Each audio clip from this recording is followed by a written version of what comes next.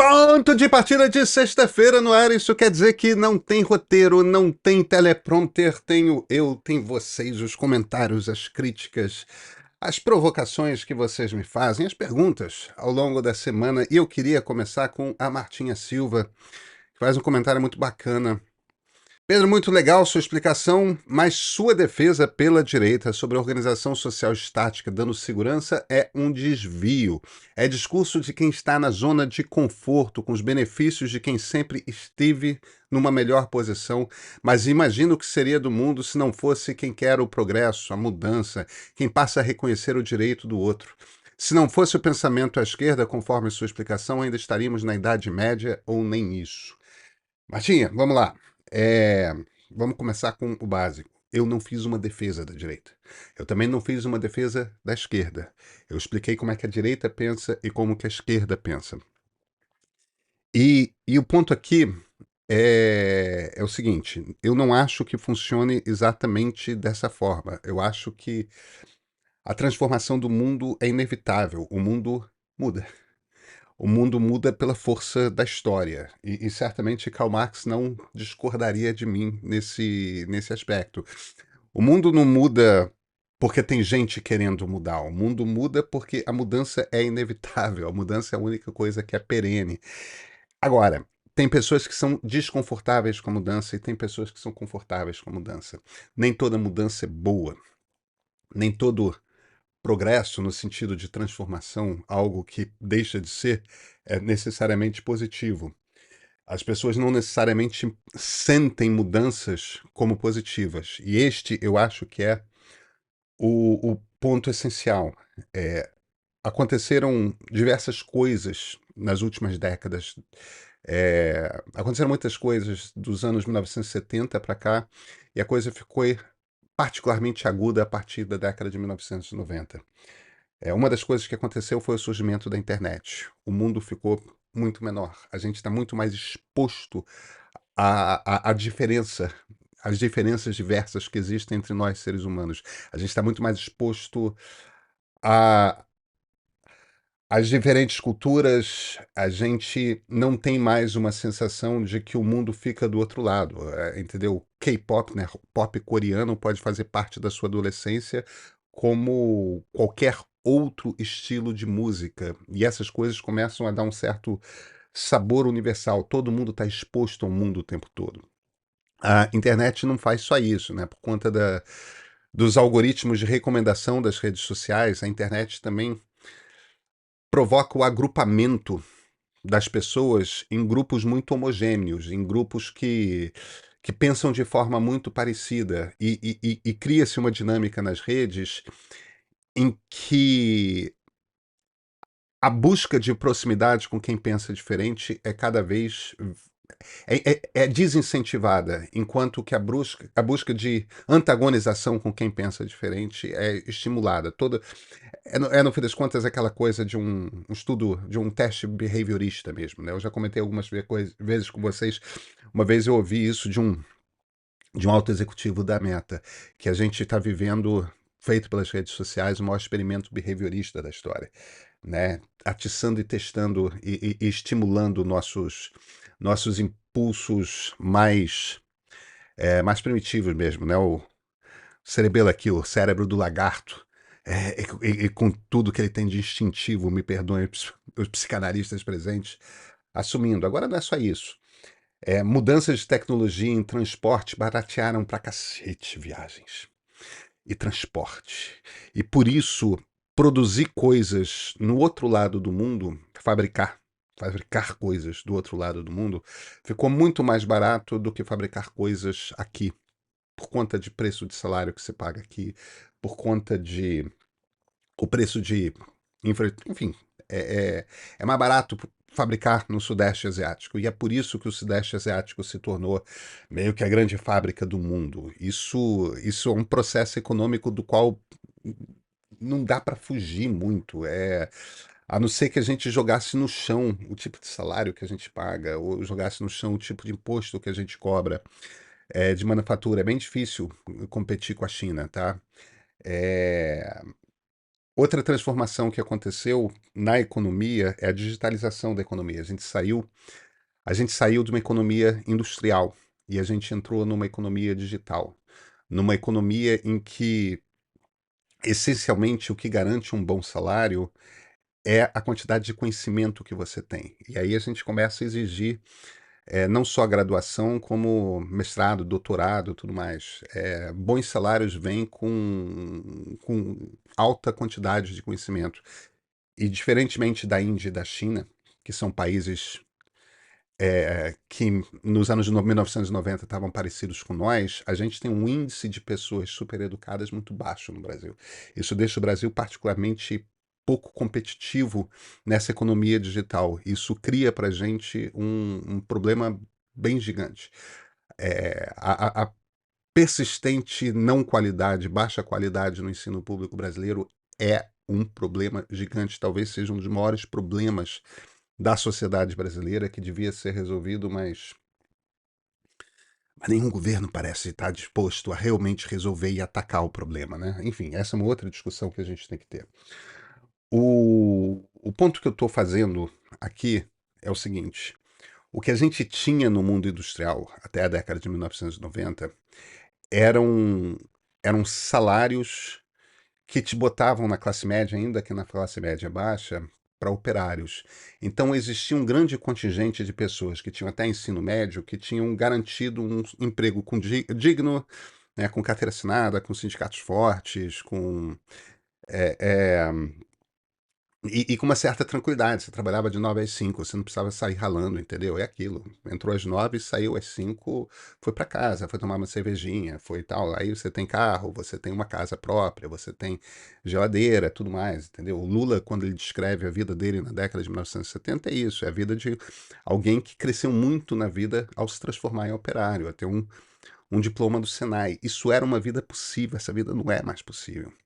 Então, o que bate nas pessoas principalmente nas pessoas pobres, é a percepção de que o mundo mudou profundamente e elas perderam com essa mudança. Elas perderam muito com essa mudança. Algumas pessoas falam, é porque a renda se concentrou. Olha, sim, a renda se concentrou muito, isso é um problema. A gente tem mais bilionários hoje do que jamais tivemos. Mas o problema não é esse. O problema é que a gente não tem mais emprego de qualidade para quem tem ensino médio. Não tem. Algumas pessoas, evidentemente, é, é, com força de vontade, com talento, com alguma sorte, conseguem construir vidas boas, mas não é a regra. A regra é trabalhar para aplicativo e trabalhar uma quantidade abissal de horas para conseguir sobreviver. E essas pessoas, elas querem construir uma vida. Elas não sabem que caminho construir uma vida.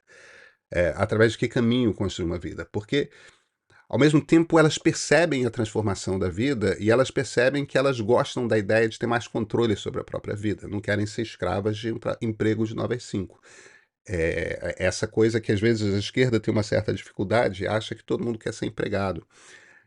Esse é um conceito que é cada vez mais impopular. As pessoas querem ter mais controle sobre as suas vidas. Isso é outra transformação. Então, existe uma saudade, existe uma saudade grande desse mundo em que havia mais segurança. Não é que as pessoas propriamente queiram ter exatamente aquele mundo, elas não querem mais aqueles empregos. Elas acompanharam a mudança do mundo. E é engraçado esse troço de nostalgia, né? Porque você lembra da sensação de segurança. Mas isso não quer dizer que você não queira estar no mundo digital. Isso não quer dizer que você não queira estar no mundo pós-industrial. É, O problema é como que você sustenta as pessoas nesse mundo pós-industrial. As pessoas têm que estar preparadas para novos tipos de trabalho. E não está claro que tipo de trabalho é esse que pode existir para alguém que não tem ensino superior. Então, o Brasil tem muitas coisas para fazer. Primeiro, tem que aumentar o número de pessoas com ensino superior. Tem que aumentar muito o número de pessoas com ensino superior. A turma com ensino médio tem que ter um ensino médio mais sólido. As pessoas precisam, principalmente as crianças pobres, ter acesso a computador muito mais cedo. E não dá, porque com o tipo de imposto que se cobra para computador, para que tenhamos uma indústria nacional de computador, é impossível. O computador é uma coisa que só, aí sim, meus filhos, aí eles têm. E eu mesmo não consigo dar computador para os três, não, tá? Tem que rolar uma certa divisão. Porque computador bom é muito caro no Brasil, custa o dobro do que custa nos Estados Unidos, na Europa, né? É muito mais que o dobro do que custa na China, né? E isso não é. É uma coisa que é engraçada, a esquerda não percebe esse troço. A esquerda fica ali na coisa do. Precisamos construir a indústria nacional, a indústria nacional, a indústria nacional, sem se tocar que, cara, essa indústria nacional não está sendo construída desde a década de 1980 e você continua excluindo justamente as pessoas que mais precisam. E é bom para o Brasil que mais pessoas tenham domínio desse tipo de tecnologia. Só acontece se você estiver exposto desde muito cedo. Enfim, o ponto aqui que eu estou tentando fazer é o seguinte: eu sou liberal, eu não sou uma pessoa socialista, eu não sou uma pessoa marxista, mas liberais são progressistas. Liberais querem que a sociedade se transforme. Liberais não são conservadores. Eu posso querer que a sociedade se transforme de uma forma diferente do que os socialistas querem, mas eu quero uma sociedade em que todo mundo tenha acesso às mesmas oportunidades. Eu quero uma sociedade em que todo mundo tenha o direito de se desenvolver até o seu máximo. Não importa em que CEP que você nasça, não importa quem sejam seus pais, não importa que tipo de acesso de oportunidade seus pais tiveram no passado. Você vai ter o mesmo tipo de oportunidade que os meus filhos têm, que os filhos de um bilionário têm. É, o problema é que o Brasil não entrega isso. Então, meu ponto aqui, essencialmente, é o seguinte. Primeiro, eu sou progressista. Eu não estava fazendo uma defesa da direita, eu estava fazendo uma descrição de como pensa a direita, de como pensam conservadores. E a tentativa ali era de mostrar o quanto que existe um sentimento nostálgico de quando havia tranquilidade e onde quando a vida era mais fácil. O desafio para os governantes é conseguir construir uma sociedade em que ainda exista a possibilidade de renda de uma renda melhor para pessoas de classe média baixa. Agora, essa renda melhor, ela precisa vir com mais flexibilidade, porque ninguém quer voltar para aquele mundo da carteira assinada. As pessoas querem construir. As pessoas querem empreender. As pessoas querem ter a independência de saber que estão construindo elas próprias algo que é para si. E isso é uma coisa que eu acho que a esquerda tem muita dificuldade de compreender, porque ela vê essa coisa de empreender como a coisa de burguês, coisa de rico, quando não é. É um troço que está nas entranhas da sociedade do século XXI. Não estava nas entranhas da sociedade do século XX. Estamos vivendo um momento que é diferente. E o fato de que estamos vivendo um momento que é diferente impõe você simplesmente aceitar como a sociedade é, como as transformações se deram. De certa forma, quem está com dificuldade de aceitar o quanto que o mundo mudou é a esquerda. Existe um conservadorismo na esquerda que segue querendo oferecer soluções do século XX para um mundo que é muito transformado. Agora, isso não quer dizer que a esquerda esteja de todo errada, entendeu? No sentido de que precisamos sim de um Estado forte de bem-estar social.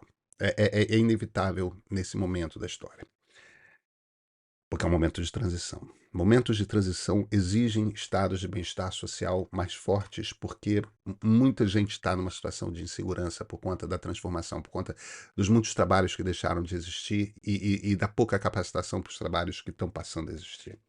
Eu sou Pedro Doria, editor do Meio. Amanhã, na edição de sábado, tem uma entrevista que eu fiz essa semana com um cientista político alemão radicado nos Estados Unidos, Yascha Mounk.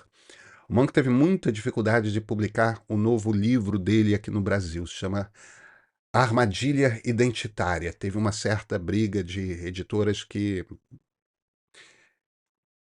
não queriam tocar numa crítica ao identitarismo, ainda mais uma crítica progressista ao identitarismo. Está saindo essa semana. É um argumento muito interessante o que ele constrói e ele mostra, em essência, como que o identitarismo alimenta a extrema-direita. porque as pessoas mais pobres não se identificam com o discurso identitário, percebem o discurso identitário como um de construir vantagens para os outros, não para si. Por mais que as pessoas que abraçam o identitarismo não entendam desse jeito, é assim que é percebido. E num ambiente em que está todo mundo se sentindo muito oprimido, se sentindo muito sem espaço,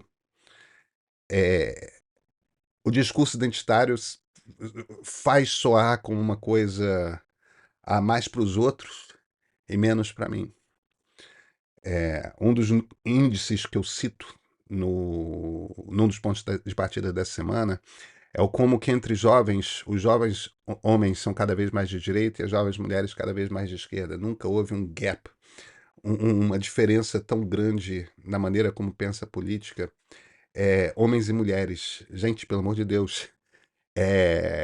Isso quer dizer, entre outras coisas, o seguinte: progressistas não estão conseguindo falar com homens. Isto é um problema.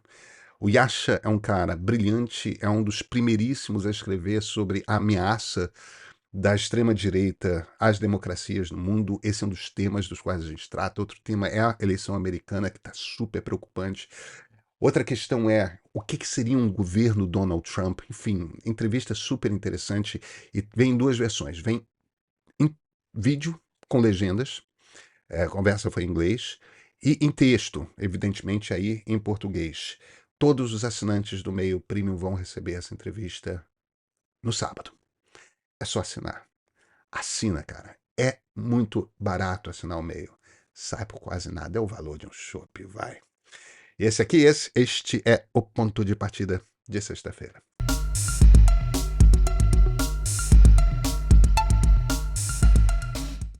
André Ferreira. Perceberam que entre aspas, liberal do meio não existe indivíduo, e sim o mais escolarizado, o menos escolarizado, o rico, o pobre, etc. As classes, assim como pensava Marx. Ô, compadre, Marx sabia que existiam indivíduos, e eu sei que existem classes. As classes às que o Marx se referia não eram exatamente essas, né? Agora, fazer cortes demográficos é uma das maneiras de a gente compreender a sociedade. A gente sabe o suficiente de sociologia, de antropologia, de estudo de estatística, etc., que pessoas com características similares, que moram nas mesmas regiões, a coisa é bem mais complicada do que classe econômica, tá? É onde você mora, é, com quem você conversou e com quem você conviveu desde que você é pequeno, portanto, em que região do país, né? Qual o seu nível de escolaridade, claro, o seu nível de renda, tudo mais. Quando você agrupa várias características dessas, as pessoas daqueles grupos com aquelas características tendem a se comportar de uma forma parecida. Isso sim se diz, cara. Eu não brigo com isso, não. A gente compreende mudança, padrão, comportamento da sociedade já há mais de um século, usando através de estatística a divisão da sociedade em grupos, entende? Isso não é antiliberal. Isso não é propriamente marxista, mas isso é ciência, isso é o que é. O ponto que o Marx faz sobre classes e o ponto que liberais fazem sobre indivíduos e, de certa forma, o ponto que conservadores fazem sobre família é para quem que você está governando, entendeu? Como é que você pensa a sociedade quando você organiza o Estado? Não é negar que famílias existam. Marxistas acreditam que famílias existem e acreditam que indivíduos existem. Liberais acreditam que famílias existem e que classes sociais existem.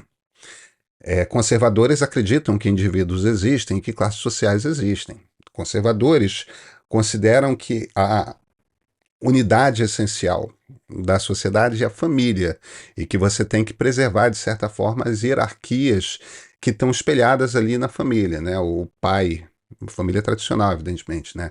O pai no comando, a mulher em segundo imediato, os filhos embaixo. Eles pensam a sociedade organizada por esse tipo de hierarquia, que é uma hierarquia familiar.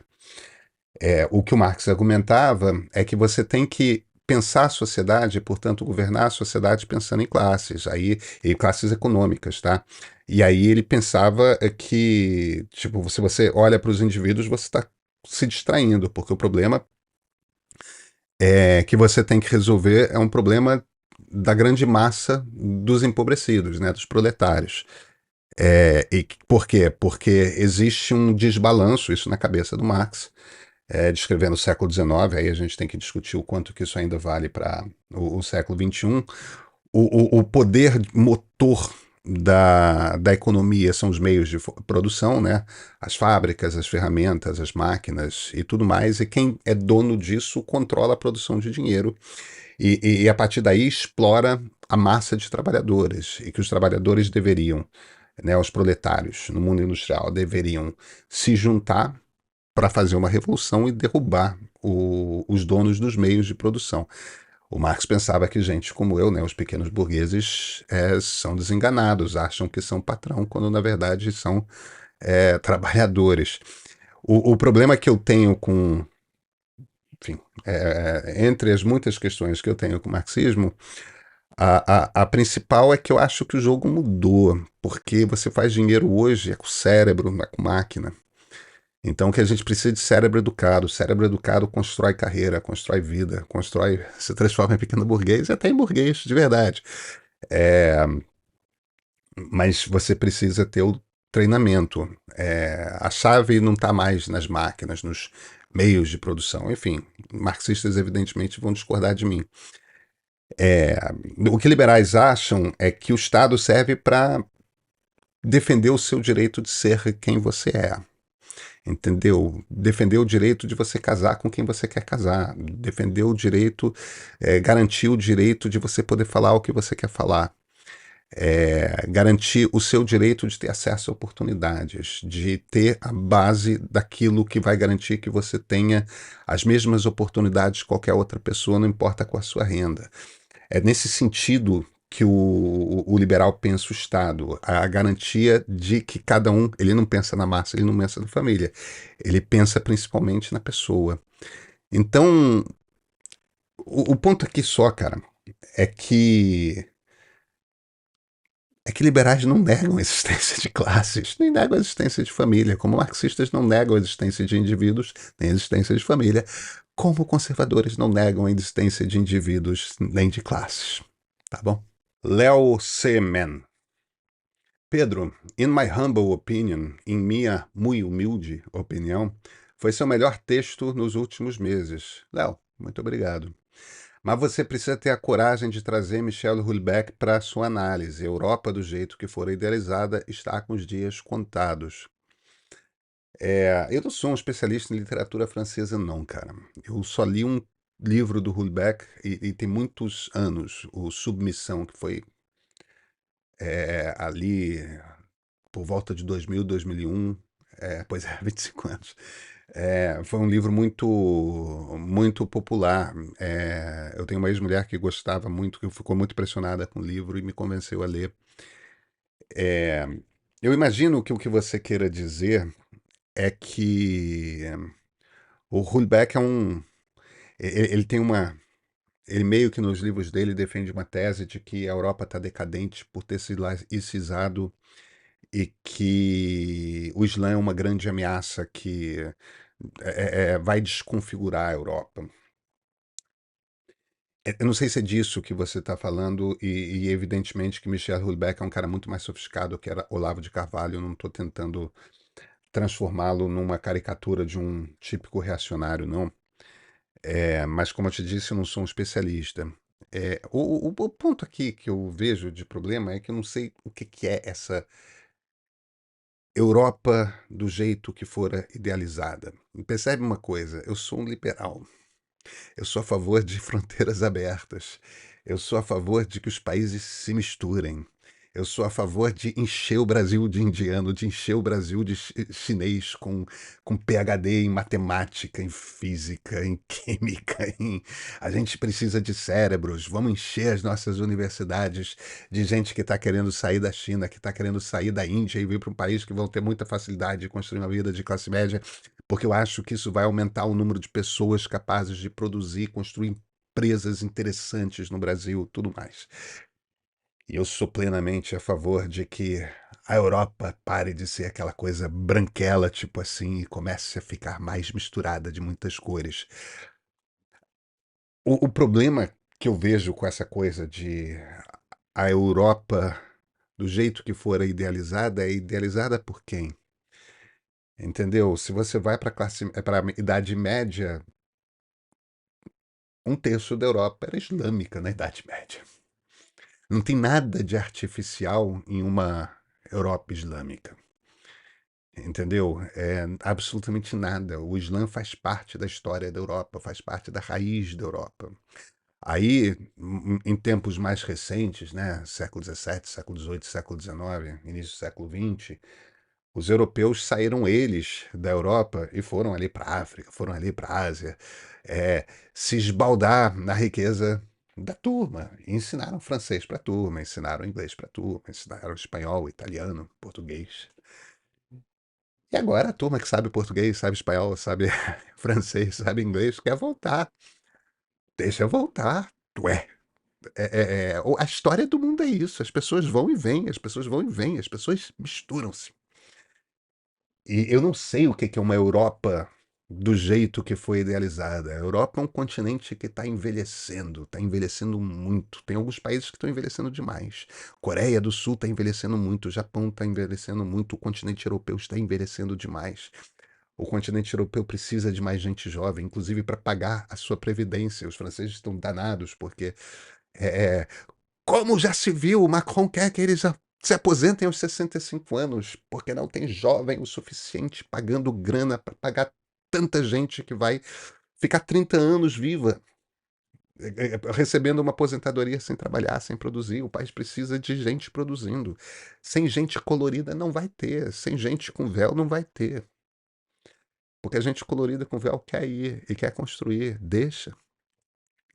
Eu tenho zero apego. Eu gosto de misturar, sabe?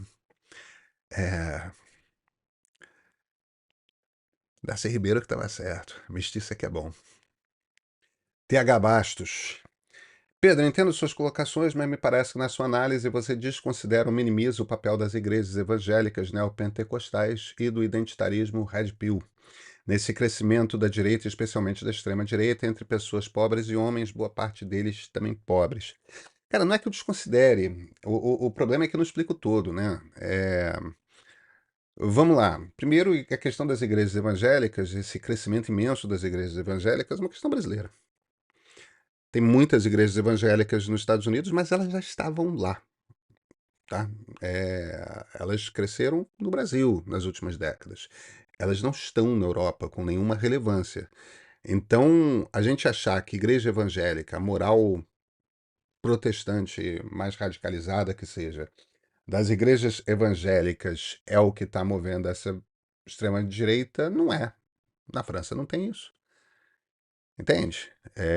O Reform, que cresceu pra cacete na Inglaterra, não tem evangélico lá.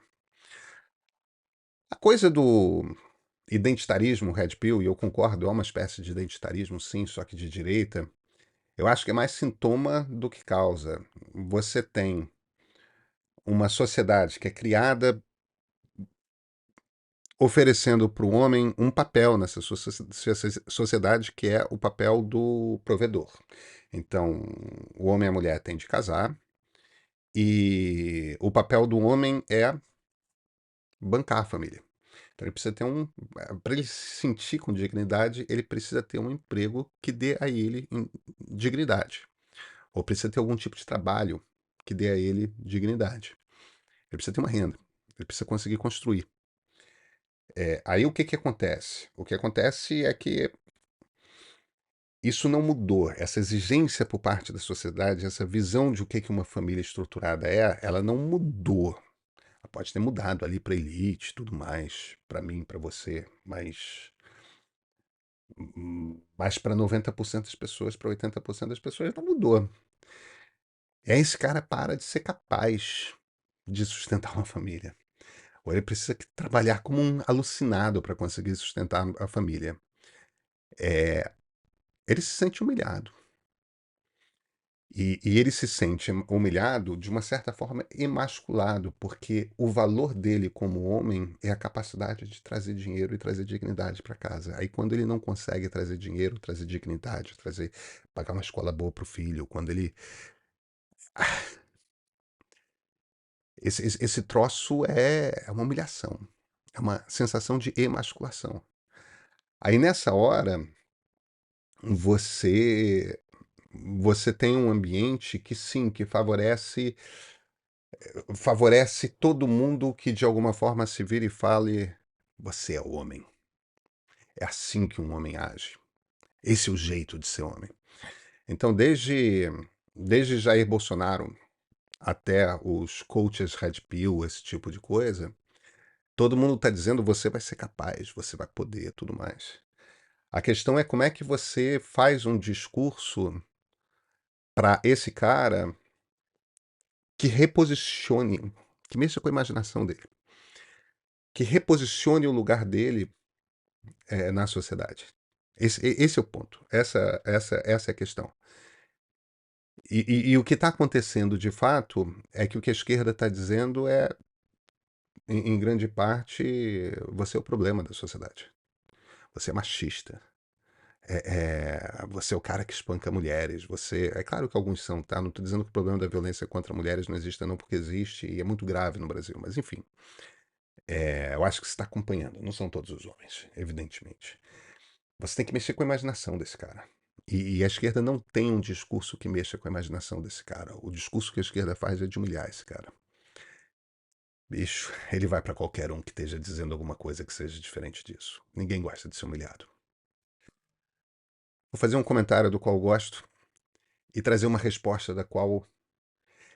Não é só que eu discordo, mas tem muita coisa que as pessoas escrevem da qual eu discordo, mas é que eu acho que é uma boa oportunidade para uma conversa final aqui. Putucuse. Fazer sarcasmo com pobre de direita já revela uma atitude completamente elitista. É um desprezo repaginado. Ao que Balbina Abgdabal, desculpa, eu não sei se pronunciar o nome, responde: não, amigo, é apenas olhar para a realidade. O que você chama de desprezo, os que entendem um pouco sobre a direita no Brasil chamam de desconhecimento completo da realidade. Eu concordo tanto com Putucuse. Balbina, é um desprezo. Bate nas pessoas como desprezo. E elas sabem que as pessoas ricas ali de Vila Madalena, do Leblon, de Laranjeiras, de Pinheiros, de Higienópolis desprezam elas. Elas sabem que essas pessoas olham para elas como machista, preconceituoso, obscurantista, anticiência, entendeu? Religioso. Aí não me entenda mal, eu moro na zona sul do Rio, eu morava em Higienópolis quando eu morava em São Paulo, depois na Paulista, mas enfim, aquela região Higienópolis, Jardins, né? E eu sou ateu, sempre fui, venho de uma família de ateus. Tenho educação formal, sou filho e neto de pessoas com, com ensino superior, entende? Quer dizer, não estou de forma alguma sugerindo, sequer sugerindo, que eu não faça parte dessa elite, entendeu? É evidente que eu faço. O problema é o seguinte: pessoas são religiosas. A religiosidade, ser religioso, é o normal da humanidade desde que nós nos sedentarizamos, possivelmente bem antes. A gente tem evidências de que a religiosidade vem de antes. A laicização da sociedade é um desejo do século XVIII, um desejo do século XIX, algo que começa a acontecer de fato a partir da segunda metade do século XX. É muito recente uma sociedade laica. O normal é ser religioso, é genuíno ser religioso, é um direito das pessoas terem religião.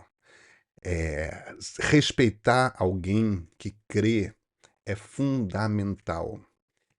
Respeitar alguma pessoa que tenha valores distintos dos nossos é fundamental. É uma questão de humanismo. Quando foi que a esquerda se descolou do iluminismo e não percebeu que defender a liberdade de as pessoas serem quem elas são, acreditarem no que elas acreditam, é a base da vida numa democracia? Quando você olha para alguém e fala pobre de direita e vê essa pessoa não compreende a realidade, o preconceito é seu, não é da pessoa. A pessoa está vivendo uma realidade que é real. É uma vida super dura, é uma vida num ambiente em que a segurança pública é uma ameaça constante, entendeu? O bandido está te ameaçando o tempo todo, você está sempre muito preocupado com seus filhos. A família é muito importante para você, porque família é o que você tem. E você está muito preocupado em para onde vão seus filhos quando você não está em casa, porque você tem que sair muito cedo para trabalhar e volta tarde do trabalho. E os laços de solidariedade que você encontra são na igreja. Quem vai te trazer comida quando você está doente é uma pessoa que você conhece da igreja. Quem vai ficar com seus filhos é uma pessoa que você conhece da igreja. Com muita frequência, quem está ali para oferecer serviços sociais dos quais você precisa não é o Estado, é a igreja. Essa pessoa sabe exatamente qual é o valor da igreja. A igreja que ensina ela a ler, que motiva ela a ler, que motiva ela a pensar sobre o que está escrito. Você pode não gostar do que está escrito naquele livro, mas é a instituição que bota ensino, conhecimento acima na vida dela. Então, ser pobre e ser de direita é super normal. É super digno. As pessoas não são inferiores porque elas pensam diferentemente de nós. E talvez elas percebam os valores de esquerda como valores que ameaçam os seus valores. E nesse caso, elas estarão certas. Então, meu ponto aqui não é... Eu não sou uma pessoa conservadora, eu sou um ateu, eu sou um progressista. Eu não sou aquilo. Mas as pessoas têm direito de ser aquilo. E as pessoas não estão equivocadas. As pessoas são o que são. Convence elas a não ser.